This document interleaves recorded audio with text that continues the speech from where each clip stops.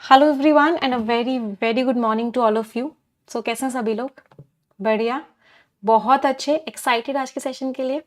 I hope yes सभी लोग super duper excited हैं आज के सेशन के लिए।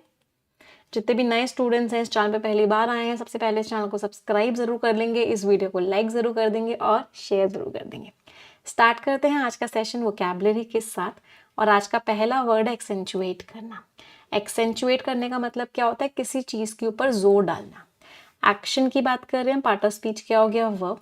तो अगर आप किसी चीज के ऊपर जोर डाल रहे हो, किसी चीज को नोटिसेबल बना रहे हो, प्रोमिनेंट बना रहे हो, इसका मतलब क्या है? आप उस चीज को एक्सेंचुएट कर रहे हो। अच्छा, कोई चीज बहुत ही नोटिसेबल होती है तो वर्ड क्या होता है? उसका एक बहुत ही इंपॉर्टेंट वर्ड है, बहुत बार एग्जाम में आता है, दैट इज कॉन्स्पिक्वस। तो कोई चीज कॉन्स्पिक्वस है, इसका मतलब क्या है? वो चीज बहुत ही नोटिसेबल है। अगर इनकॉन्स्पिक्वस है, इसका मतलब वो चीज नोटिसेबल नहीं है, नॉट नोटिसेबल। अच्छा, हमने प्रोमिनेंट की बात करी तो एक क्वेश्चन है जो एग्जाम में बहुत बार आता है। इनफैक्ट दो वर्ड्स होते हैं, एक होता है इमिनेंट और एक होता है एमिनेंट। दोनों में सभी को डिफरेंस पता है कि दोनों के दोनों आपके एडजेक्टिव्स होते हैं। इमिनेंट का मतलब क्या होता है? देखो वो आ गया, तो मतलब वो आने वाला है, तो something that is about to happen, कोई ऐसी चीज जो होने वाली है। इसका एक इडियम क्या होता है? ऑन द होराइजन है, मीन्स होने वाली है, तो इसके लिए हम बोलते हैं इमिनेंट है, या फिर ऑन द कार्ड्स है, means something that is about to happen. तो इमिनेंट का मीनिंग क्या हो गया? About to happen. एमिनेंट क्या होता है? कोई इंसान बहुत पॉपुलर है, बहुत ही ज्यादा फेमस है, तो वो इंसान कैसा? एक एमिनेंट पर्सनालिटी है, फेमस है या फिर पॉपुलर है। तो एम्फेसाइज करना, हाईलाइट करना, स्ट्रेस डालना मीन्स उसके ऊपर जोर डालना। एंटोनिम्स मिनिमाइज कर दिया, डाउन प्ले उसकी वैल्यू कम कर दी, अंडरस्टेट कर दिया। किसी चीज की वैल्यू कम करी तो आपने क्या किया? उसको अंडरमाइन कर दिया, मीन्स आपने उसकी वैल्यू कम कर दी। अच्छा, किसी चीज के ऊपर आप जोर दे रहे हो तो इसके और भी वर्ड्स होते हैं। एक वर्ड होता है अंडरस्कोर करना। अंडरस्कोर करने का मतलब भी क्या होता है? हाईलाइट करना। अंडरलाइन करने का मतलब भी वही होता है, हाईलाइट कर रहे हो आप उस चीज को। तो ये दोनों भी सिनोनिम्स हो सकते हैं एक्सेंचुएट के। तो जो रिपोर्ट है वो जोर डालती है किस चीज की जरूरत पे? कि एजुकेशन को हमें अलाइन करवाना होगा, मैच करवाना होगा दुनिया भर की मार्केट की डिमांड से। इन दोनों चीजों को हमको मैच करवाना होगा। Next word is resilience. Last में ई एन सी लग रहा है, पार्ट ऑफ स्पीच क्या हो गया? ना। रेजिलियंस का मतलब क्या होता है? आपने प्रॉब्लम्स को झेला, आप जितनी जल्दी वापस आ गए, मतलब रिकवर कर गए उस चीजों से, उतना ही ज्यादा अच्छा आपका रेजिलियंस है। तो the capacity to recover quickly from difficulties और अडेप्ट टू चेंज, आप कितनी जल्दी अडेप्ट कर पा रहे हो, इसका एडजेक्टिव फॉर्म क्या होता है? रेजिलियंट। तो रेजिलियंट लोग क्या होते हैं? रेजिलियंट लोग बहुत ही स्ट्रांग होते हैं। मुझे जल्दी से रेजिलियंट के या स्ट्रांग के कुछ सिनोनिम्स बता दो। जो लोग रेजिलियंट होते हैं, स्ट्रांग होते हैं, वो क्या होते हैं? ब्रॉनी होते हैं, स्टर्डी होते हैं। किसी सिस्टम के लिए बात करते हैं तो वो सिस्टम क्या है? रोबस्ट है। रोबस्ट मीन्स बहुत ही स्ट्रांग है। उसको स्ट्रांग बनाया गया है तो वो कैसा है? बोल्स्टर्ड है। फोर्टिफाइड में रूट वर्ड फोर्ट होता है जिसका मीनिंग होता है स्ट्रांग, तो वो क्या है? फोर्टिफाइड है, मतलब स्ट्रांग उसको बनाया गया है। री है, इसका भी मतलब क्या होता है? उसको स्ट्रांग बनाया गया है। इन तीनों का मतलब होता है स्ट्रांग बनाया गया है किसी चीज को। फिर कोई इंसान अगर बहादुर है तो उसके लिए यूज करते हैं वेलरस है, वैलियंट है, इसका मतलब वो बहादुर है। गैलेंट है, इसका मतलब वो बहादुर है। तो कोई भी इंसान अगर स्ट्रांग है, बहादुर है, तो उसके लिए आप क्या यूज कर लोगे? वेलियंट, वेलोरस और गैलेंट। दोनों ही शब्दों का मीनिंग क्या होता है? कि that person is very strong, that person is very, क्या क्या कह सकते हैं? वो अच्छा, मुझे अब इसको दूसरी तरीके से बात करनी है। मुझे बोलना है कि वो इंसान कमजोर नहीं है, तो क्या बोलेंगे? वो इंसान अगर कमजोर नहीं है तो वो इंसान कैसा है? Not timid. तो कमजोर के कुछ वर्ड्स देखो यहाँ पे। टिमिड का मीनिंग क्या होता है? डरपोक। अच्छा, ट्रेपिड, ट्रेपिड का मतलब क्या होता है? डरपोक, जिसको डर लगे। तो इंट्रेपिड का मीनिंग क्या हो गया? जिसको डर ना लगे। तो इंट्रेपिड इंसान भी क्या हो गया? फियरलेस हो गया। ट्रेपिड इंसान क्या हो जाता है? फियरफुल हो जाता है। और जिन लोगों को डर लगता है, जो लोग बड़े कमजोर से होते हैं, उनको और क्या बोलते हैं? मीक बोलते हैं। मीक का मतलब क्या है? बड़े ही डरपोक से। तो ऐसे इंसान नॉट मीक हो गए। जो डरपोक इंसान होता है उनको क्या बोलते हैं, मैं अपने आप को थोड़ा छोटा कर लेती हूँ या स्क्रीन से हटा लेती हूँ, मुझे बहुत सारे वर्ड्स लिखने हैं अभी। हाँ, क्या बोलते हैं उन लोगों को, कावर्डली बोलते हैं। कावर्डली एडजेक्टिव होता है, एडवर्ब नहीं होता, याद रखना, बहुत इंपॉर्टेंट। तो नॉट कावर्डली मतलब वो इंसान क्या, डरपोक नहीं है। डेलिकेट बोलते हैं नाजुक सी चीजों को, तो नॉट डेलिकेट। चिकन हार्टेड बोलते हैं जो लोग बड़े ही कमजोर दिल के होते हैं, तो ये क्या हो गया, नॉट चिकन हार्टेड। अच्छा, जो लोग बहुत ही पक्के दिल के होते हैं उनको क्या बोलते हैं, उनको बोलते हैं आयरन क्लैड, पूरी बॉडी उनकी आयरन से बनी हुई है। या फिर उनको क्या बोलते हैं, स्टाउट हार्टेड, बहुत पक्का दिल है उनका, बहुत ताकतवर दिल है, स्टाउट हार्टेड बोलते हैं। या फिर क्या बोलते हैं, लायन हार्टेड बोलते हैं। मीन्स वो लोग कैसे हैं, वो लोग बहुत ही ज्यादा स्ट्रांग है। अच्छा, कुछ वर्ड्स और करते हैं। वल्नरेबल कौन लोग होते हैं, जो लोग कमजोर होते हैं, जिन लोगों पे अटैक इजीली हो सकता है, तो नॉट वल्नरेबल। वल्नरेबल के दो सिनोनिम्स बहुत बार एग्जाम में आते हैं, एक है प्रोन और एक है ससेप्टेबल। तो ऐसे लोग क्या हो गए, नॉट प्रोन नॉट ससेप्टेबल। ये 3 वर्ड्स तो इतने इंपॉर्टेंट है ना, एग्जाम में 85 बार आ चुके हैं। चलो, तो रेजिलियंस के सिनोनिम्स क्या हो गए, टफनेस है, अडेप्टेबिलिटी है, फ्लेक्सिबिलिटी है। एंटोनिम्स, फ्रैजिलिटी, फ्रैजिलिटी मीन्स कमजोर, बहुत आसानी से वो इंसान टूट जाता है, इसका मतलब वो इंसान बहुत फ्रेजाइल है। फ्रेजाइल मीन्स जो आसानी से टूट जाए। वल्नरेबिलिटी, रिजिडिटी, रिजिडिटी मीन्स चीजें एक जैसी ही बनी हुई है, तो उसके अंदर कोई लचीलापन ही नहीं है। तो रेजिलियंस एक बहुत ही क्रूशियल मीन्स इंपॉर्टेंट स्किल है आज के जॉब मार्केट में। मैं वापस आ जाती हूँ स्क्रीन पे। Next word is what, protracted. Protracted शब्द का मीनिंग क्या होता है, किसी चीज को लंबा खींच दिया है, कोई चीज बहुत लंबे टाइम की हो गई है तो वो क्या है, प्रोट्रैक्टेड है। पार्ट ऑफ स्पीच क्या हो गया, adjective. Lasting for a long time और लॉन्गर देन एक्सपेक्टेड, लेंदी है, प्रोलॉन्ग्ड है, एक्सटेंडेड है, बहुत लंबे टाइम तक खींच दी गई है। एंटोनिम्स, ब्रीफ है, शॉर्ट लिव्ड है, कंसाइज है। अच्छा, कोई चीज क्षण भर की होती है उसके वर्ड्स जल्दी से रिवाइज करवा दो। क्षण भर की है मतलब एफिमेरल है, ट्रांजिएंट है, क्षण भर की है, मोमेंटरी है, क्षण भर की है, एवनेसेंट है, क्षण भर की है, फ्लीटिंग है, क्षण भर की है। तो जो लीगल बैटल चल रही है नीट के अगेंस्ट, वो एक बहुत ही लंबा इशू हो गया है तमिलनाडु में। सारे ही वर्ड्स का पार्ट ऑफ स्पीच क्या था, ऑल वर्ड्स और एडजेक्टिव्स। अच्छा, कोई चीज अगर चलती रहती है उसका वर्ड क्या होता है, बड़ा ही प्यारा वर्ड होता है, वो हमेशा चलती रहती है, पेरेनियल। पेरेनियल। तो हमारी बहुत सारी रिवर्स होती हैं जो पेरेनियल रिवर्स होती हैं। पेरेनियल का मतलब है वो कभी बंद नहीं होंगी, हमेशा चलती रहेंगी। तो ऐसी रिवर्स को क्या बोलते हैं, एवर लास्टिंग होती है। तो पेरेनियल एवर लास्टिंग का मतलब क्या है, हमेशा चलेंगी। दैट मीन्स एक तरीके से क्या हो गया, एक तरीके से परमानेंट हो गया। रिपग्नेंट, जिसको देख के आपको घृणा आए, जिसको देख के आपको बड़ा गंदा फील हो। Part of speech adjective. In conflict with unacceptable और ऑफेंसिव, मतलब आपको देख के बड़ा ही खराब लग रहा है उसको देख के। कॉन्ट्रारी, ऑब्जेक्शनेबल, एबहॉरेंट, और बता दो, डेस्पिकेबल, नफरत सी हो गई है। और क्या बोल सकते हैं, एबोमिनेबल, बहुत ही खराब।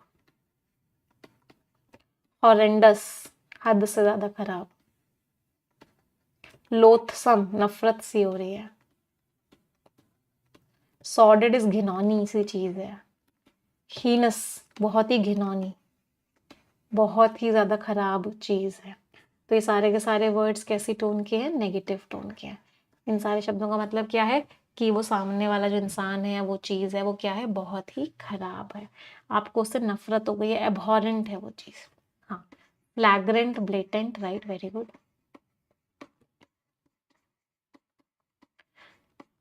अच्छा, कभी कभी ऑथर की टोन बड़ी नेगेटिव सी होती है, बहुत खराब खराब ऑथर ने बोला होता है, तो उस टोन को हम क्या बोलते हैं, टोन कैसी है, विट्रियोलिक। हाँ, एग्रेगियस भी बोल सकते हैं, एग्रेगियस का मतलब भी होता है बहुत ही खराब।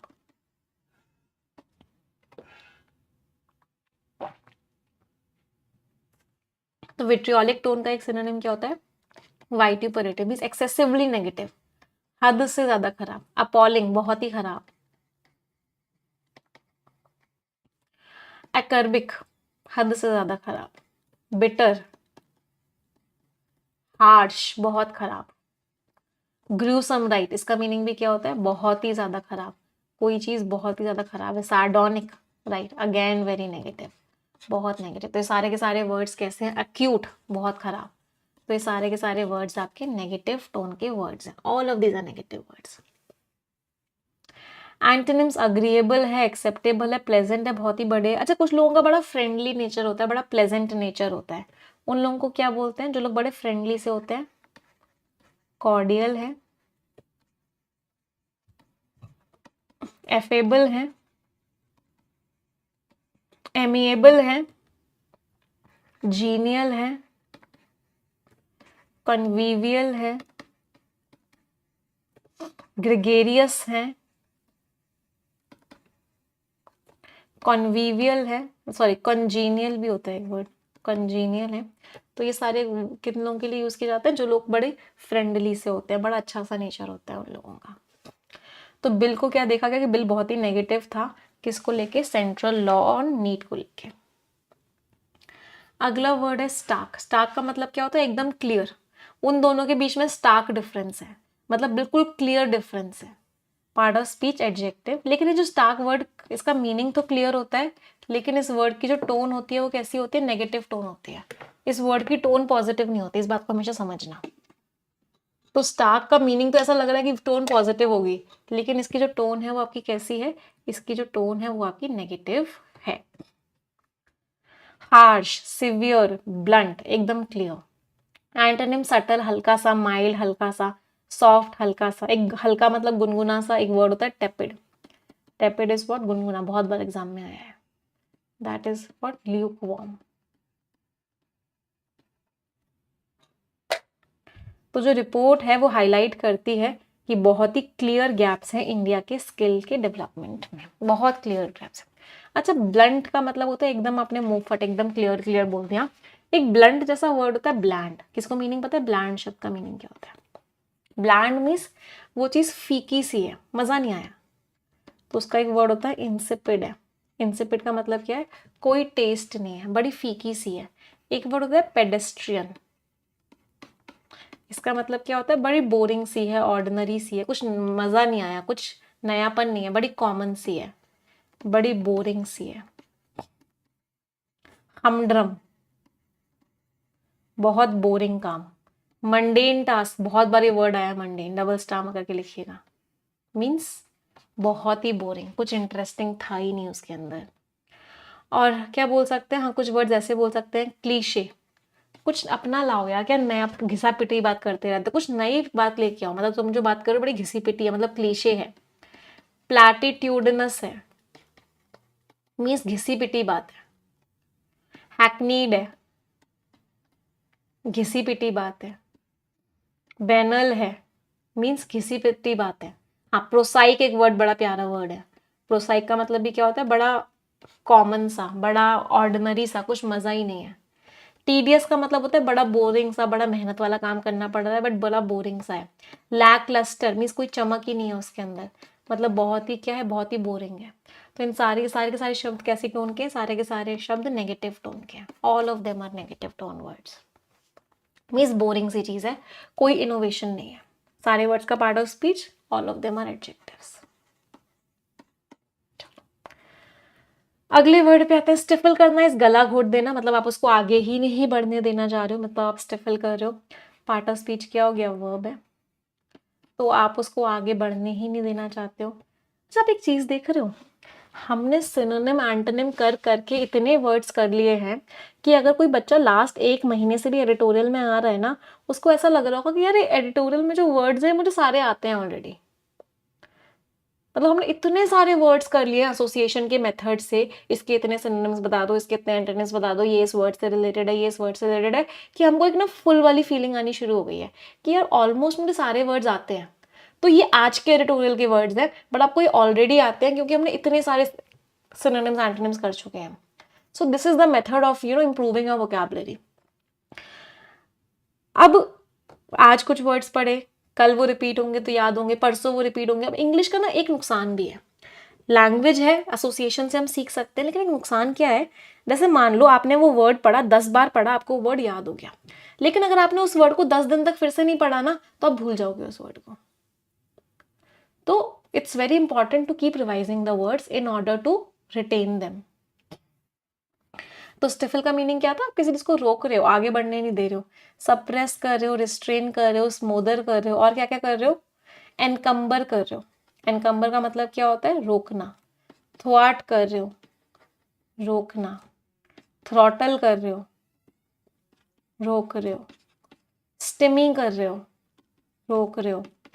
इम्पीड कर रहे हो, इनहिबिट कर रहे हो, हैम्पर कर रहे हो, ऑब्स्ट्रक्ट कर रहे हो, कंटेन कर रहे हो, चेक कर रहे हो, कर्ब कर रहे हो, कर्टेल कर रहे हो। कोई चीज रुक गई है तो वो हॉल्ट कर गई है, कोई चीज रुक गई है वो सीज कर गई है। इन सारे शब्दों का मीनिंग क्या होता है? आप उस चीज को रोक रहे हो आगे बढ़ने से। एंटोनिम्स: एनकरेज कर दिया, लिबरेट कर दिया, मींस जा सिमरन जी ले अपनी जिंदगी। लिबरेट कर दिया इज व्हाट? इमेंसिपेट कर दिया। इमेंसिपेट इज फ्री कर दिया। हाँ, डिटर करना इज ऑल्सो रोकना, डिटर कर रहे हो। इमेंसिपेट वर्ड बहुत बार एग्जाम में आया हुआ है। फ्री कर दिया। तो जो स्ट्रिक्ट पॉलिसीज हैं उन्होंने इनोवेशन को रोक दिया ऑर्गेनाइजेशन के अंदर। अगला वर्ड है ओवरहॉल। ओवरहॉल का मतलब क्या है? कि आप उसको चेक करके उसके अंदर रिपेयरिंग कर रहे हो, इम्प्रूव कर रहे हो। पार्ट ऑफ स्पीच वर्ब की तरह भी यूज होता है, नाउन की तरह भी यूज हो जाता है। रिवैम कर रहे हो, रिस्ट्रक्चर कर रहे हो, रिफॉर्म कर रहे हो, मीन्स उसको ठीक कर रहे हो। एंटोनिम्स: डैमेज कर दिया, नेग्लेक्ट कर दिया, डिटेरियोरेट कर दिया, खराब हो गया। तो सरकार का प्लान है कि वो एजुकेशन सिस्टम को ठीक करेगी जिससे कि वो और भी ज़्यादा क्या हो जाए? इफेक्टिव हो जाए। अच्छा, मुझे री के कुछ वर्ड्स बता दो। मैं कुछ वर्ड्स लिख रही हूँ, मुझे उनका मीनिंग बता देना बस। रेजुविनेट, रेक्यूपरेट, रिवाइटलाइज, रेसस्किटेट,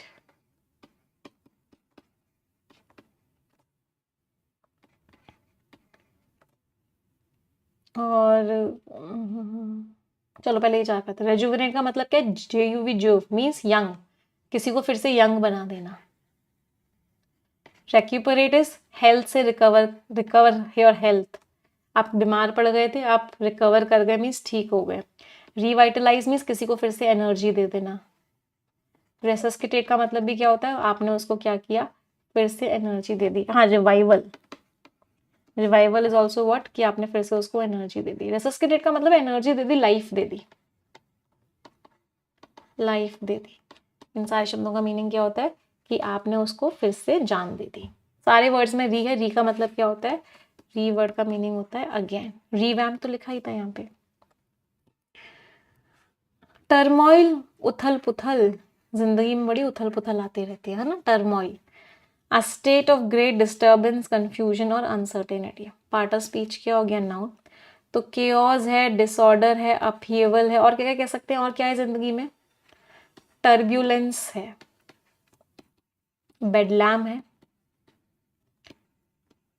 मेहेम है, तबाही मच गई है, हैवॉक आ गया है, बहुत ही कंफ्यूजन है, सल्यूशन का पता नहीं, पैंडेमोनियम है, ट्यूमल्ट है, मीन्स उथल पुथल है।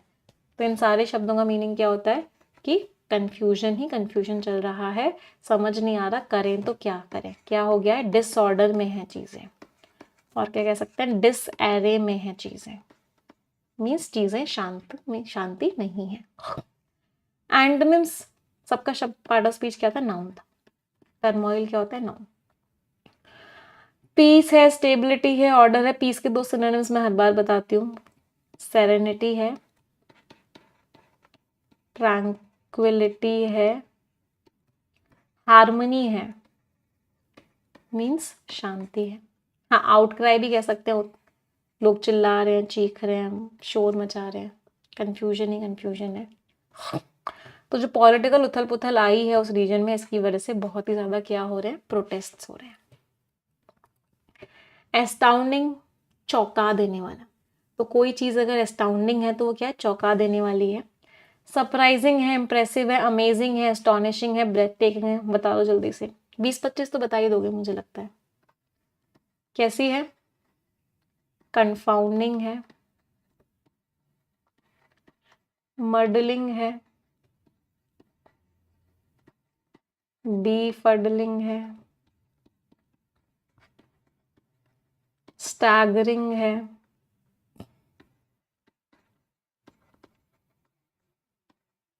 फ्लैबरगास्टिंग है,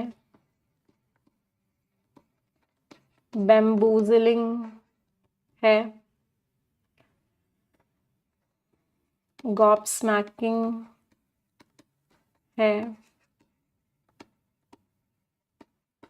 फ्लमॉक्सिंग है, बीविल्डरिंग है, बैफलिंग है, मिस्टिफाइंग है, स्टनिंग है। इन सारे शब्दों का मीनिंग क्या होता है? ऐसी कि आपको चौंका दिया, आपको समझ ही नहीं आ रहा करें तो करें, एक तरीके से कंफ्यूजिंग सी है। एंटोनिम्स, कंफ्यूजिंग वर्ड के बहुत सारे सिनोनिम्स थे, याद आ रहे हैं या सारे लिखने हैं? कोई चीज़ अगर कंफ्यूजिंग होती है तो कैसी होती है? इंट्रिकेट होती है। अपने आप को स्क्रीन से हटा देती हूँ मैं 2 मिनट के लिए। और कैसी होती है कोई चीज़ कंफ्यूजिंग होती है तो? आर्केन होती है, रिकंडाइट होती है, एजोटेरिक होती है, एब्स्ट्रूज होती है, क्रिप्टिक होती है, एनिग्मेटिक होती है, बाइजेंटाइन होती है, लेबिरिंथीन होती है, कॉन्वोल्यूटेड होती है, ऑफस्केटेड होती है, नॉटी होती है, क्लियर नहीं होती, नेब्यूलस होती है मतलब क्लियर नहीं है, वेग है मतलब क्लियर नहीं है, एम्बिगुअस है, क्लियर नहीं है, मर्डी है, क्लाउडी है, फ्रॉस्टी है, ब्लरी है, फजी है, मिस्टी है, मतलब कैसी है? क्लियर नहीं है। फिर गोल गोल घूमी हुई है मतलब बड़ी कंफ्यूजिंग सी है, सर्किटस है, टॉर्टुअस है, सर्पेंटाइन है, क्लियर नहीं है, इक्विवोकल है, क्लियर नहीं है, हेजी है, क्लियर नहीं है। ये सारे वर्ड्स हो गए। मर्की है, राइट। तो इन सारे शब्दों का मतलब क्या है कि वो चीज क्लियर नहीं है, ओपेक है, समझ ही नहीं आ रहा हो क्या रहा है, राइट। चलो, एंटोनिम्स ऑर्डिनरी सी है, अनइम्प्रेसिव सी है, एक्सपेक्टेड सी है, कुछ नयापन नहीं था। तो उसकी जो इतनी चौंका देने वाली परफॉर्मेंस थी कंपटीशन में, इसकी वजह से हर कोई क्या हो गया? स्पीचलेस हो गया। अगला वर्ड है रुइनस, लास्ट में OUS लग रहा है, पार्ट ऑफ स्पीच क्या हो गया? एडजेक्टिव। रुइनस मीन्स तबाही मचा देने वाला। तो कोई चीज़ जो बहुत ही डैमेज क्रिएट करे, परेशानी क्रिएट करे, वो चीज़ कैसी है? रुइनस है। कैटास्ट्रॉफिक है, डेवस्टेटिंग है, डिजास्ट्रस है, और क्या बोल सकते हैं? एपोकैलिप्टिक है, मीन्स तबाही मचा दे, एपोकैलिप्टिक। अच्छा, विनाशकारी है, इसका मतलब डेंजरस भी है ना। तो मुझे जल्दी से कुछ डेंजरस वर्ड के सिनोनिम्स रिवाइज करवा देंगे। कोई चीज़ डेंजरस है तो कैसी है? इनमिकल है, नोक्शियस है, डेलेटेरियस है, डेट्रीमेंटल है, हजार्डस है, जियोपार्डस है, विक्शियस है, मैलिशियस है, मैलेवॉलेंट मीन्स बहुत ही ईवल है, मैलिग्नेंट है, प्रिकेरियस इज बहुत ही रिस्की है, प्रिकेरियस है, टॉक्सिक है, फैटल है, लीथल है, डेडली है, मीन्स बहुत ही खतरनाक है वो चीज़, पार्लस है, right.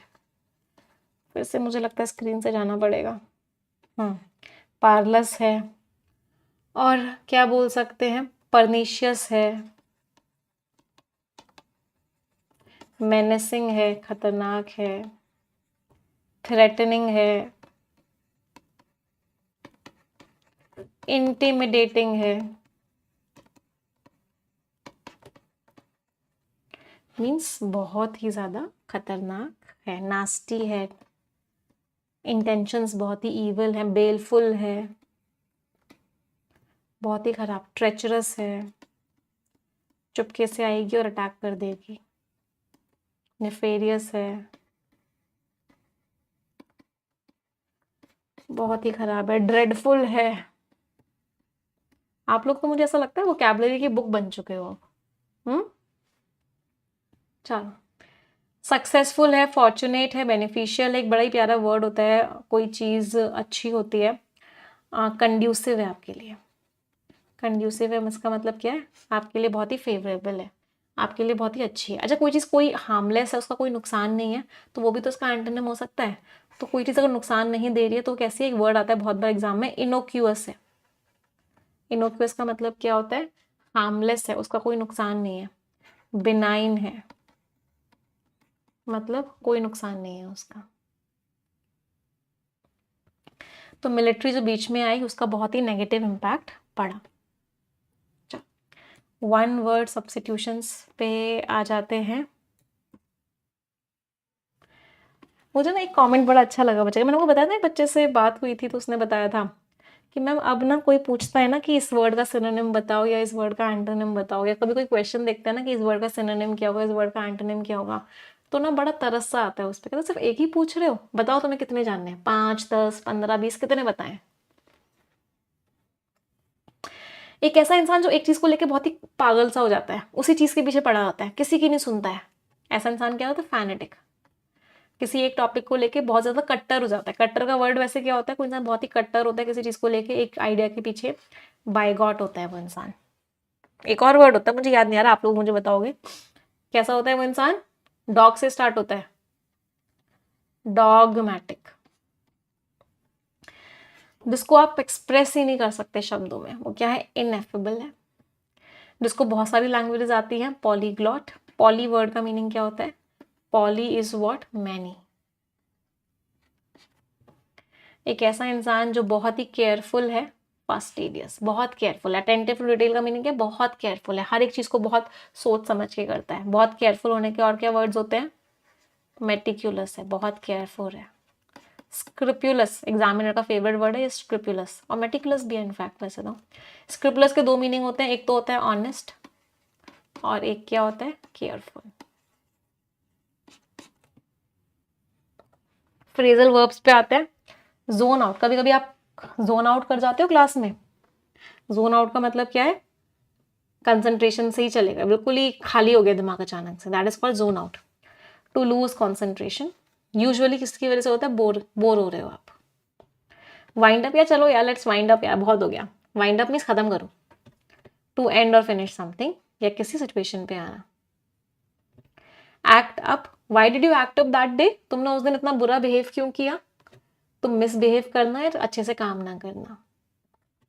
Bank on, you can bank on me always, तुम हमेशा मेरे ऊपर रिलाई कर सकते हो, तुम हमेशा मेरे ऊपर काउंट ऑन कर सकते हो, मीन्स मेरे ऊपर तुम निर्भर हो सकते हो। Idioms and phrase, blood is thicker than water, खून के रिश्ते ही होते हैं, मतलब फैमिली रिलेशनशिप और लॉयल्टी सबसे इंपॉर्टेंट होते हैं, खून के रिश्ते से ऊपर कुछ नहीं होता। तो वो लोग जो ये बात मानते हैं, तो blood is thicker than water. And next to grind, उसका खुद का कोई फायदा होगा इस काम को करने के लिए, अदरवाइज वो ये काम क्यों करेगा, मतलब उसका खुद का कोई रीजन होगा इस काम को करने का। He must be having an next to grind. Cast a shadow, तुम्हारी शैडो पड़ गई उस पर, मतलब वो चीज खराब हो गई, एक अच्छी चीज तुमने खराब कर दी। To spoil a good situation with something unpleasant. Shadow को हमेशा अनप्लेजेंट माना गया है, खराब माना गया है, तो किसी चीज पे शैडो पड़ गई मतलब वो अच्छी चीज खराब हो गई। Keep an ear to the ground, ऐसे लोगों को क्या बोलते हैं, ये लोग सर्कमस्पेक्ट होते हैं। Very important word. सर्कमस्पेक्ट लोग क्या होते हैं, देखो सरकम, सरकम का मीनिंग क्या है, सर्कल, और स्पेक रूट वर्ड का मीनिंग क्या होता है, देखना। ये चारों तरफ देखते रहते हैं, मतलब हर चीज को लेकर इन्फॉर्म रहते हैं। तो these people keep an ear to the ground, run around in circles, ऐसे ऐसे ऐसे ऐसे ऐसे ऐसे काम कर रहे हो, मतलब कोई फायदा नहीं हो रहा, कोई रिजल्ट नहीं आएगा। कुछ और इडियम्स भी होते हैं इससे मैच करते होते हैं, बार्किंग द रॉन्ग ट्री,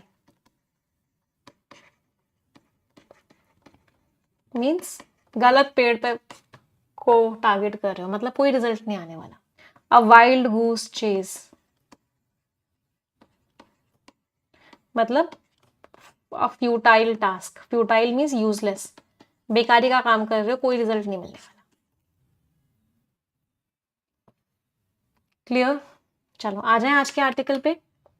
चलिए आज का आर्टिकल करेंगे, बट उससे पहले मैं रिक्वेस्ट करूंगी सभी को कि एक बार सेशन को लाइक जरूर कर देंगे। अच्छा, कल सभी लोगों ने ले लिया था ना परफेक्शन बैच 7 डे ट्रायल वाला, तो 7 डे की क्लासेस बहुत अच्छे से करने। जितने बच्चे कल बच गए थे, तो 99 रुपीज में आपको परफेक्शन का बैच मिल रहा है 7 डेज के लिए, सारी क्लासेस, मतलब 1 to ऑल, कंप्लीट ग्रामर ग्रंथ, कंप्लीट परफेक्शन, सारी की सारी क्लासेस। तो जितने लोगों ने नहीं लिया था वो मेक श्योर करना कि आज ले लो, फिर ये 99 वाली चीज खत्म हो जाएगी। ये सिर्फ उन बच्चों के लिए था बेसिकली जिन बच्चों को होता है कि मुझे ये टॉपिक्स स्ट्रॉन्ग करने हैं, मेरे ये टॉपिक्स वीक हैं, तो मैं एक हफ्ते पढ़ के अपने टॉपिक्स स्ट्रॉन्ग कर सकता हूँ। या फिर जिन बच्चों का भी एसबीआई क्लर्क का मेंस का एग्जाम है, वो लास्ट के कुछ दिन बहुत जम के प्रैक्टिस कर सकते हैं। मैम बहुत कॉस्टली है, हाँ ये बात तो मैं मानूंगी, बहुत कॉस्टली है भाई। Shaping a future ready workforce, तो एक ऐसी वर्कफोर्स बनाना, वर्कफोर्स का मतलब क्या होता है, जो लोग काम कर सकें, तो फ्यूचर रेडी वर्कफोर्स बनाना। आर्टिकल तो बड़ा प्यारा लग रहा है, चलो देखते हैं आर्टिकल क्या कह रहा है। चलो रीड करेंगे सभी लोग।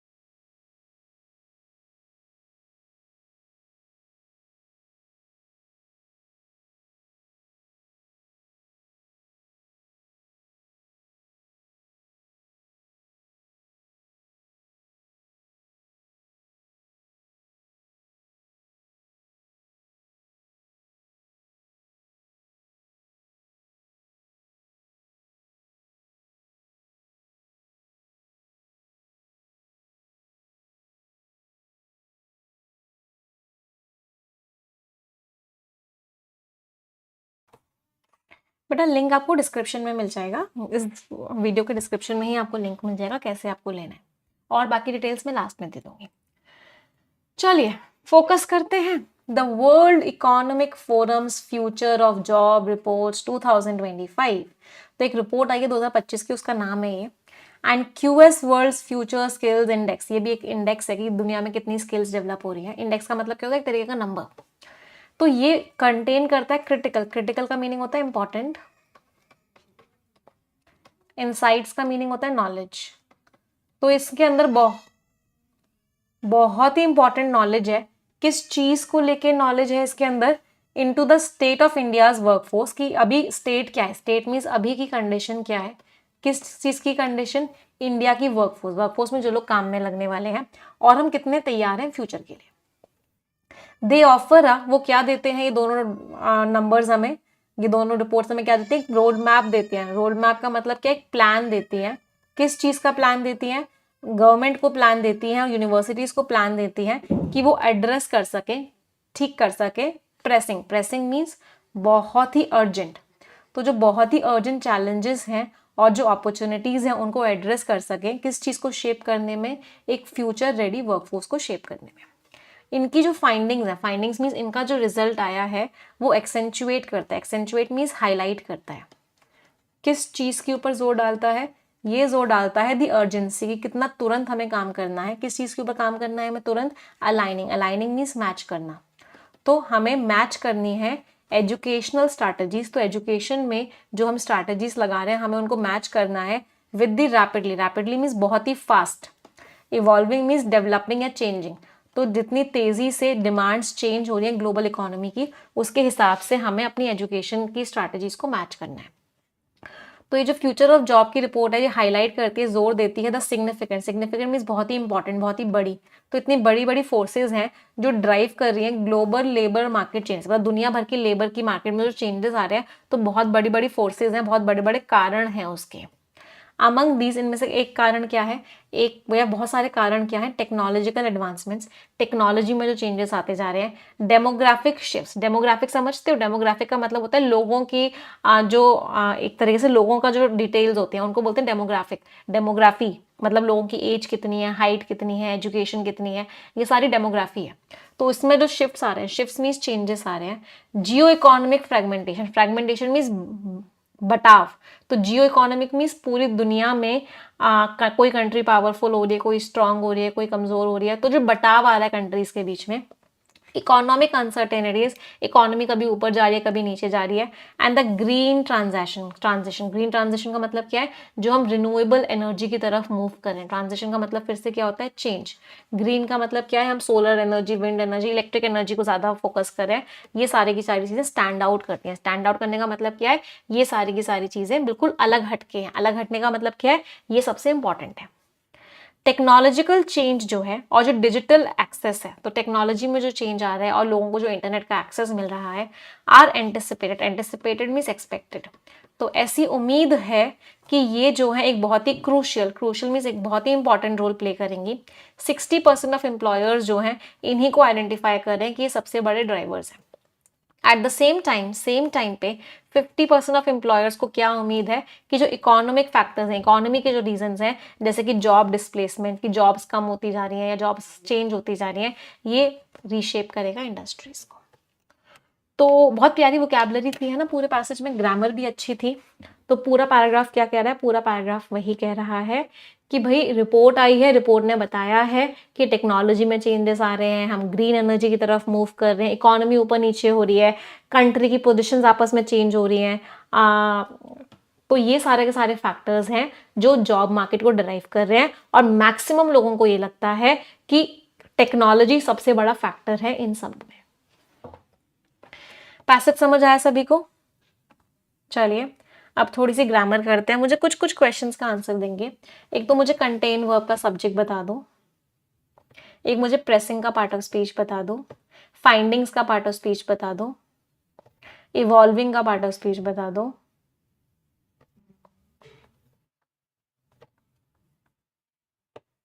ये बता दो एक्टिव वॉइस है पैसिव वॉइस है। यहां से लेकर यहां तक हम पार्सिंग करेंगे। कंटेन के दो सब्जेक्ट्स हैं, एक तो ये वाली रिपोर्ट और एक है ये इंडेक्स। तो ये रिपोर्ट और ये इंडेक्स दो सब्जेक्ट थे, एंड से कनेक्टेड थे, इसलिए वर्ब की फर्स्ट फॉर्म आई simple present tense. Pressing challenges noun है, नाउन के बारे में जो वर्ड बताता है वो एडजेक्टिव होता है, प्रेसिंग एडजेक्टिव है। फाइंडिंग्स देयर एडजेक्टिव है, एडजेक्टिव नाउन के बारे में बताता है तो फाइंडिंग्स नाउन है। इवॉल्विंग डिमांड्स नाउन है, नाउन के बारे में जो वर्ड बताता है वो एडजेक्टिव है। तो प्रेसिंग और इवॉल्विंग एडजेक्टिव है, फाइंडिंग्स नाउन है। वैसे V1 प्लस ING जब एडजेक्टिव का रोल प्ले करता है उसको हम क्या बोलते हैं, प्रेजेंट पार्टिसिपल बोलते हैं।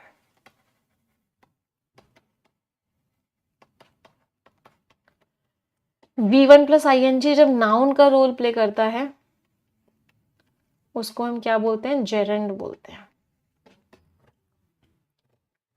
आर एंटिसिपेटेड, आर के साथ वर्ब की थर्ड फॉर्म लग रही है, इसका मतलब है सिंपल प्रेजेंट टेंस का ये पैसिव वॉइस है।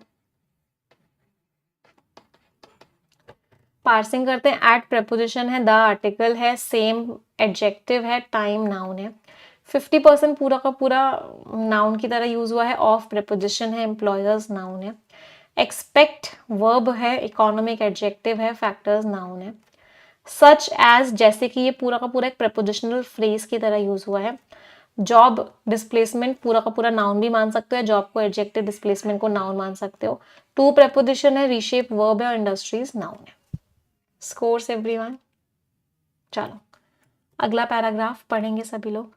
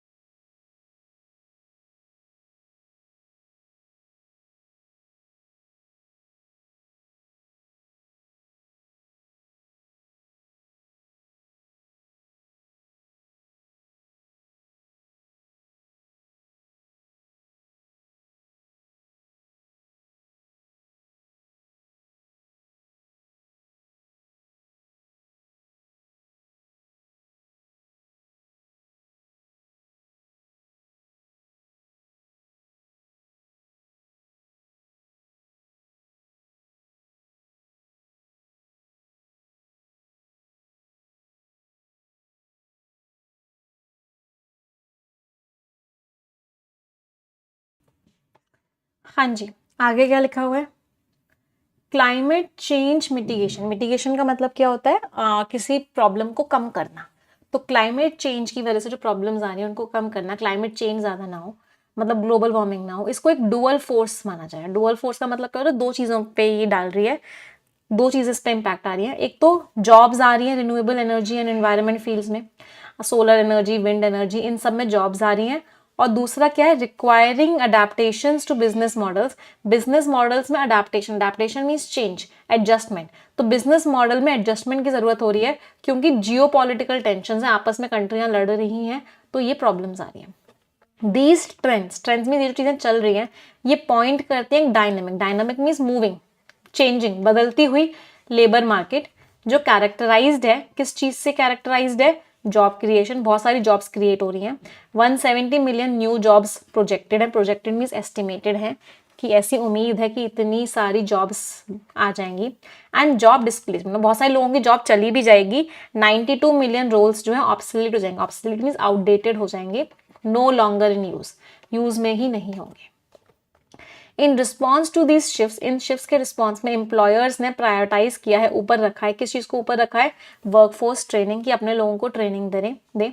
वेज इंक्रीजेस, उनको जो पैसा मिलता है वो बढ़ा दे। और एम्प्लॉय की वेलबींग, एम्प्लॉय की हेल्थ को भी प्रायोरिटी दे, उसको ऊपर रखें। नोटेबली, मतलब नोट करने वाली बात है, 59 out of every 100 workers, her 100 workers में से 59 वर्कर्स को ट्रेनिंग की जरूरत होगी इंपॉर्टेंट स्किल्स में, जैसे कि एनालिटिकल थिंकिंग में, रेजिलियंस स्ट्रेंथ में, एंड टेक्नोलॉजिकल लिटरेसी में, उनको टेक्नोलॉजी सिखानी पड़ेगी। इंजीनियरिंग रोल्स जैसे आ रहे हैं, जैसे बिग डेटा स्पेशलिस्ट जो हैं, आर्टिफिशियल इंटेलिजेंस के इंजीनियर्स जो हैं, उनको बहुत ही ज़्यादा ग्रोथ देखने को मिलेगी। सब्सटैंशियल मीन्स ह्यूज, तो उनको बहुत ग्रोथ देखने को मिलेगी। तो ये हाईलाइट कर रहा है, जोर डाल रहा है कि नीड है एक ऐसी वर्कफोर्स की, एक ऐसे तरह के लोगों की जिनके पास इक्विप्ड हो, मतलब जिनके पास क्या क्या हो? एडवांस टेक्निकल और कॉग्निटिव, का मतलब क्या होता है? माइंड रिलेटेड स्किल्स हो। कॉग्निटिव मीन्स अवेयरनेस वाली स्किल्स हो, वो अच्छे से लॉजिकल रीजनिंग स्किल्स हो। तो आज के टाइम पे कैसी वर्कफोर्स की जरूरत है? जिनको टेक्नोलॉजी की भी नॉलेज हो और जिनको स्किल्स, एक तरीके से रीजनिंग, लॉजिकल, ये सारी स्किल्स भी हो। जो एम्फेसिस डाला जा रहा है, जो जोर डाला जा रहा है अपस्किलिंग पे, लोगों को ट्रेन करने में, ये इंडिकेट करता है, ये शो करता है कि एजुकेशनल इंस्टीट्यूशंस जितने भी हैं, कॉलेजेस, यूनिवर्सिटीज जितनी भी हैं, इनको प्रोएक्टिवली, प्रोएक्टिवली मीन्स पहले से आगे बढ़ के प्रिपेयर करना चाहिए बच्चों को कि बच्चे कॉम्पिटिटिव जॉब मार्केट के लिए तैयार हो जाएं। इक्वली इंपॉर्टेंट, साथ के साथ इंपॉर्टेंट क्या है? Is the integration of soft skills. सिर्फ हार्ड स्किल्स ही नहीं सिखानी है, मतलब सिर्फ टेक्नोलॉजी वगैरह की स्किल्स नहीं, उनको सॉफ्ट स्किल्स भी सिखानी है, उनकी पर्सनालिटी भी डेवलप करनी है, उनके अंदर इमोशनल इंटेलिजेंस भी होना चाहिए, अडेप्टेबिलिटी भी होनी चाहिए कि वो अडेप्ट आसानी से कर जाए, लीडरशिप स्किल्स भी उनके अंदर होनी चाहिए। तो प्रोफेशनल डेवलपमेंट प्रोग्राम्स भी स्कूल्स में या कॉलेजेस में होने चाहिए। तो बेसिकली पूरे पैराग्राफ में ऑथर ने क्या बोला कि भाई इतनी सारी जॉब्स जाने वाली हैं, इतनी सारी जॉब्स मिलने वाली हैं। जॉब्स मिलेंगी किनको? जिनको टेक्नोलॉजी की नॉलेज होगी, जिनको रीजनिंग आती होगी, जिनके अंदर इमोशनल इंटेलिजेंस होगा, जिनके अंदर लीडरशिप की स्किल्स होंगी, मतलब हार्ड स्किल्स और सॉफ्ट स्किल्स दोनों पे ही काम करना पड़ेगा, जिससे आप जो है बदलती हुई जॉब मार्केट में रेलेवेंट रह सके। समझ आ रहा है पैसेज सभी को? चलो नेक्स्ट पैराग्राफ रीड करेंगे।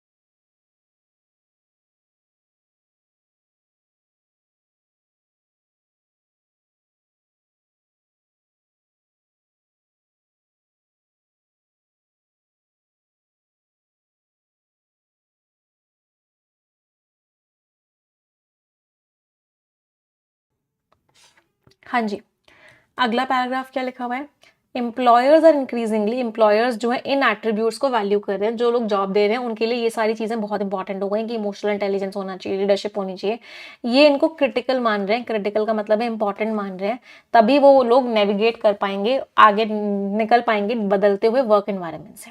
तो क्यूएस वर्ल्ड का जो फ्यूचर स्किल्स का इंडेक्स आया है, ये जो रिपोर्ट आई है, ये कॉम्प्लीमेंट करती है, कॉम्प्लीमेंट मीन्स कंप्लीट करती है इन फाइंडिंग्स को, फाइंडिंग्स मीन्स ये जो रिसर्च हुई है। रैंकिंग सेकंड ग्लोबली, दूसरी रैंक आती है पूरी दुनिया भर में in terms of preparedness for AI, जिस तरीके से हम आर्टिफिशियल इंटेलिजेंस के लिए तैयार हैं और ग्रीन स्किल्स के लिए तैयार हैं, ग्रीन एनर्जी के लिए तैयार हैं, तो इंडिया डेमोन्स्ट्रेट करता है मीन्स शो करता है, कंसिडरेबल मीन्स ह्यूज, कि हमारे अंदर ह्यूज पोटेंशियल है, पोटेंशियल मीन्स कैपेसिटी है, तो इंडिया शो करता है कि हमारे अंदर बहुत कैपेसिटी है।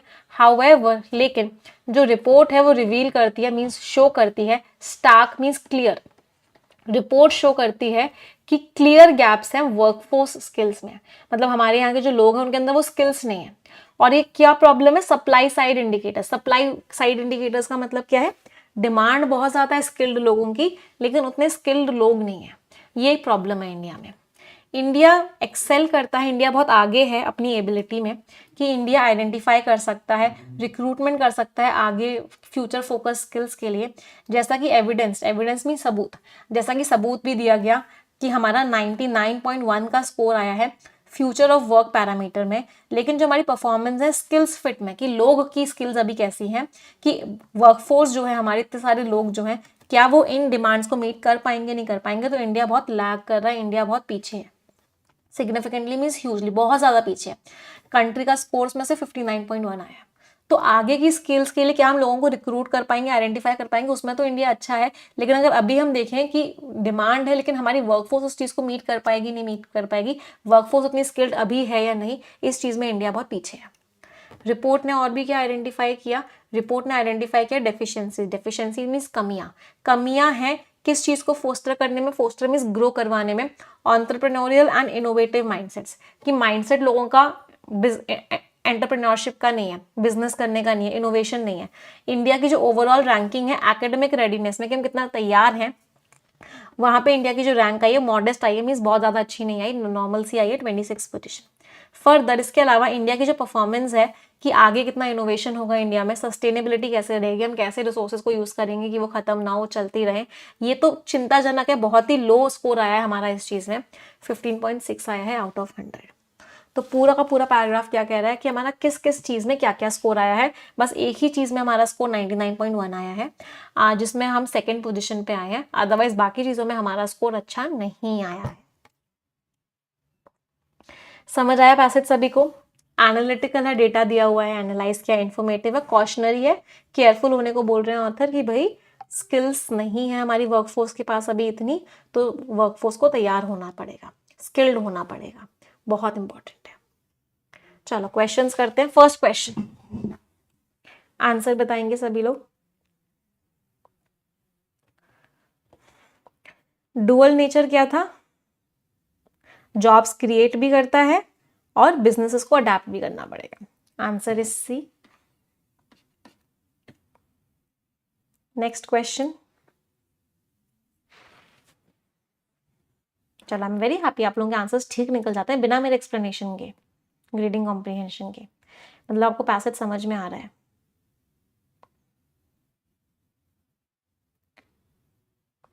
गैप क्या है हमारे यहाँ? इंडिया में प्रॉब्लम क्या है? डिमांड की कमी है क्या? नहीं, हमारी परफॉर्मेंस खराब है इन चीज़ों में, सही बात थी ये। हम आगे की स्किल नीड्स को आइडेंटिफाई नहीं कर पा रहे, नहीं इसमें तो हमारी परफॉर्मेंस बहुत अच्छी थी। लिटरेसी रेट की तो बात ही नहीं हुई। Answer is what? Answer is B. चलो बहुत बढ़िया। Next question.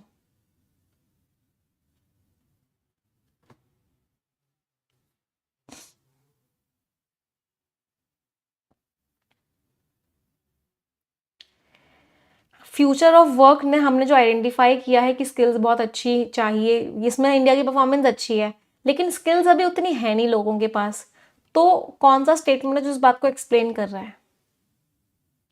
एजुकेशन सिस्टम बहुत ज़्यादा फोकस्ड है रट्टाफिकेशन पे, एम्प्लॉयर्स इन्वेस्ट ही नहीं कर रहे वर्कफोर्स अप स्किलिंग, बिल्कुल गलत। हाँ, इंडिया आइडेंटिफाई तो कर रहा है कि ये स्किल्स की ज़रूरत है, लेकिन वर्कफोर्स के पास वो स्किल्स नहीं है। Right answer is C. Scores everyone in reading comprehension, क्या क्या स्कोर्स रहे? चलिए आ जाते हैं स्किमिंग पे। Now will scheme the passage. एक रिक्वेस्ट करूंगी, अभी तक सभी लोगों ने सेशन को लाइक नहीं किया है, एक बार तुरंत की तुरंत लाइक कर देंगे अगर आपको इस सेशन से फायदा मिल रहा है तो। इनकंक्लूसिव चैप्टर, इनकंक्लूसिव मीन्स जिसका कोई रिजल्ट नहीं आया, तमिलनाडु और नीट की बात करने वाले हैं।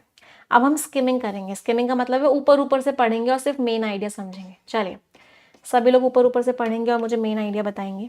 एवरीवन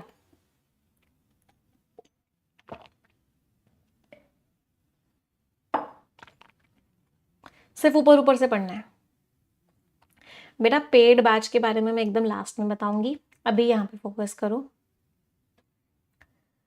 प्रेसिडेंट द्रौपदी मुर्मू जी ने अपना परमिशन नहीं दिया, अपना एसेंट नहीं दिया इस बिल को, तो स्टेट अब एक और लड़ाई करने वाला है नीट के अगेंस्ट। स्टेट के जो चीफ मिनिस्टर हैं उन्होंने एक मीटिंग बुलाई। एडमिशन सीजन आने वाला है तो इससे प्रॉब्लम्स होंगी, मेडिकल एस्पिरेंट्स और परेशान हो जाएंगे। नीट से जो एग्जेम्पशन था, जो छूट थी, वो अभी भी एक ऐसा चैप्टर बना हुआ है कि जिसका अभी तक कोई रिजल्ट नहीं आया है। कोई भी दूसरी स्टेट की जो एफर्ट है कि वो इस सेंट्रल लॉ के खिलाफ एक्शन, उस सेंट्रल लॉ के खिलाफ कुछ कर सके, ये अभी तक लंबी ही चल रही है, मतलब कोई जवाब ही नहीं मिल रहा है। सितंबर 2017 में 2 एंटी नीट बिल्स को भी ऐसे ही मिला था राष्ट्रपति भवन में, प्रेसिडेंट ने अपना हाँ नहीं दिया था। 4 साल बाद इन्होंने क्या किया, अपना इलेक्टोरल प्रॉमिस कर दिया, इलेक्शन का वादा किया, इलेक्शन अगर आप हमें जिताओगे तो हम आपको नीट से छूट दिला देंगे। उन्होंने बिल को पास तो कर दिया रिकमेंडेशंस के बेसिस पे इस कमेटी। तो बेसिकली पूरे पैराग्राफ का मेन आइडिया यही था कि नीट के खिलाफ जो बिल बना उसको प्रेसिडेंट ने हाँ नहीं करी। This was the main idea. चलो अगला पैराग्राफ स्किमिंग करेंगे, मेन आइडिया बताएंगे।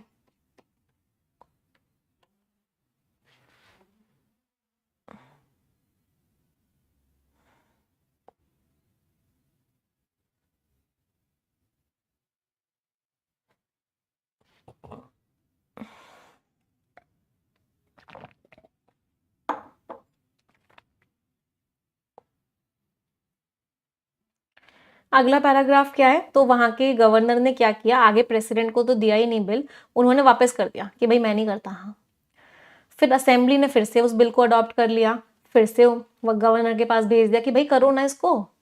फिर गवर्नर ने उसके बाद जाके प्रेसिडेंट को भेजा। पिछले हफ्ते मिस्टर स्टालिन ने बताया है कि हाँ नहीं दिया गया है उस बिल को। उन्होंने ये नहीं बताया कि कब ये डिसीजन उनके सामने आया। तो ये सब चीज़ें जो हो रही है ना, ये बच्चे बड़े परेशान हो रहे हैं इन सब चीज़ों से, बच्चों के लिए बड़ी अनसर्टेनिटी हो गई है। स्टेट तो बड़ी फर्म है कि भाई हम तो admission class 12 board examination course के बेसिस पे करेंगे। अब बच्चे बड़े कंफ्यूजन में कि नीट के हिसाब से एडमिशन होगा वहाँ पे या फिर क्लास 12 के एग्जाम्स के रिजल्ट्स के हिसाब से। पहले जो मिनिस्ट्री उन्होंने बोला था कि क्या इस बिल से कोई प्रॉब्लम आ रही है क्या कंट्री को, सोवरेनिटी, इंडिपेंडेंस को, यूनिटी को, इंटीग्रिटी को कोई प्रॉब्लम आ रही है क्या? तो आयुष मिनिस्ट्री ने क्या बोला, हाँ प्रॉब्लम आ रही है। कॉन्स्टिट्यूशन के फ्रेमर्स हैं, उन्होंने आर्टिकल 254 इनकॉर्पोरेट किया है, प्रेसिडेंट के पास पावर होती है कि वो एसेंट दे, हाँ करे उन बिल्स को जो सेंट्रल लॉस के अगेंस्ट होते हैं। तो बेसिकली तमिलनाडु की सरकार कोशिश कर रही है कि बिल पास हो जाए जहाँ पे नीट कंपलसरी ना हो, क्लास 12 एग्जामिनेशन के बेसिस पे एडमिशन मिल जाए। लेकिन सेंट्रल लॉ कहता है कि नीट कंपलसरी है, तो इसलिए तमिलनाडु की सरकार बार बार कोशिश कर रही है। तमिलनाडु की सरकार गवर्नर के पास भेजती है, गवर्नर ने एक बार वापस कर दिया, तमिलनाडु की सरकार ने दोबारा गवर्नर के पास भेजा, तो गवर्नर ने प्रेसिडेंट को भेजा, प्रेसिडेंट ने मना कर दिया। समझ आ रही है पूरी खिचड़ी क्या चल रही है? चलो लास्ट पैराग्राफ पढ़ेंगे।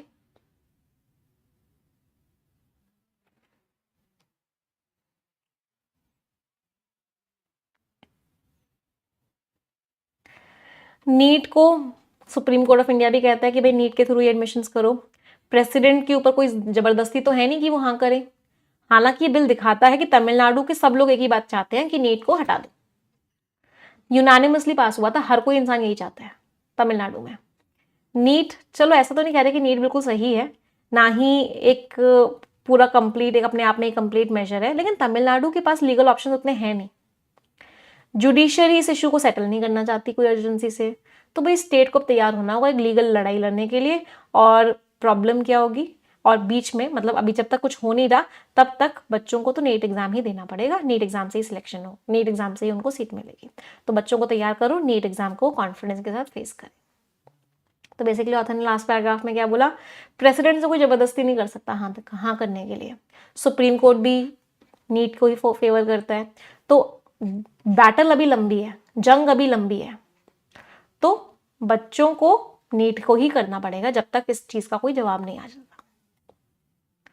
पैसेज समझ आया सभी को? चलो आंसर बताएंगे। तमिलनाडु की असेंबली ने क्या किया, उन्होंने एक बिल पास किया, फिर जब गवर्नर ने वापस किया तो उन्होंने फिर से उसको अडॉप्ट कर लिया। Answer is C. चलो बहुत बढ़िया। लास्ट क्वेश्चन,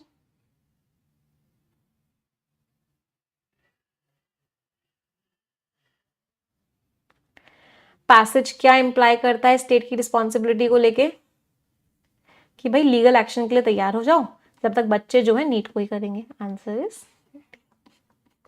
स्टेट को लीगल एक्शन लेना पड़ेगा। क्लियर सभी को? चलो मैच द कॉलम्स, देखते हैं कितने इडियम्स आप लोगों को याद हुए। ब्लड इज थिकर, हाँ आंसर क्या था उसका, डी था ना। कितने लोगों की रीडिंग कॉम्प्रिहेंशन में फुल मार्क्स आए हैं? Blood is thicker than water, खून के रिश्ते ज्यादा अच्छे होते हैं। एंड एक्स टू ग्राइंड, उसका कोई खुद का फायदा होगा। Cast a shadow, negative impact डालना किसी चीज पे। Keep an ear to the ground, हर चीज को लेके बहुत इन्फॉर्म्ड रहना। रन अराउंड इन सर्कल, एक भिखारी का काम करना। C, E, A, B and D। Scores everyone. 10 शब्द हैं, इनमें से 3 वर्ड्स का मीनिंग सभी को कमेंट में लिखना है। आप सभी की जिम्मेदारी है कि आप कम से कम 3 वर्ड्स का मीनिंग कमेंट में लिखेंगे ही लिखेंगे। इट इज़ अ रिस्पॉन्सिबिलिटी, हर कोई अपनी जिम्मेदारी पूरी करेगा। जो जो बच्चे मीनिंग्स लिखेंगे उनमें से एक बच्चे को हम success no more an illusion book भी गिफ्ट करेंगे, उस बच्चे के घर वो बुक भिजवाई जाएगी।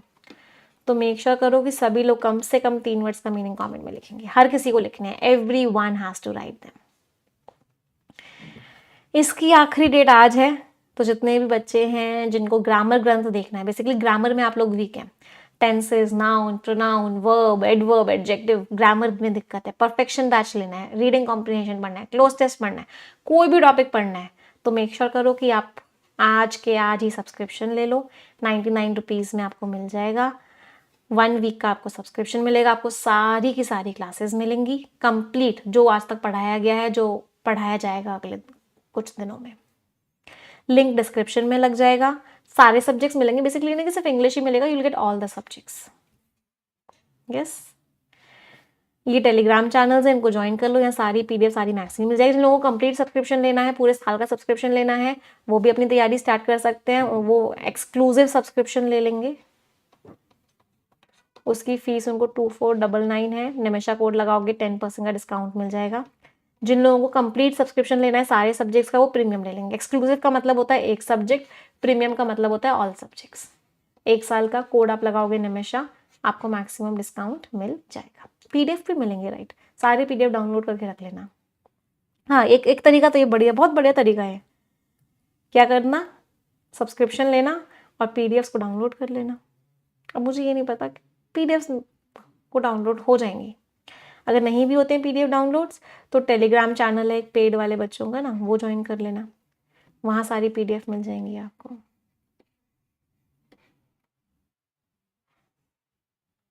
या फिर अगर पीडीएफ डाउनलोड ना हो तो फ़ोन में तो ओपन हो ही जाएंगी सारी पीडीएफ्स। तो ग्रामर ग्रंथ की तो सारी पीडीएफ्स ले ही लेना, ठीक है।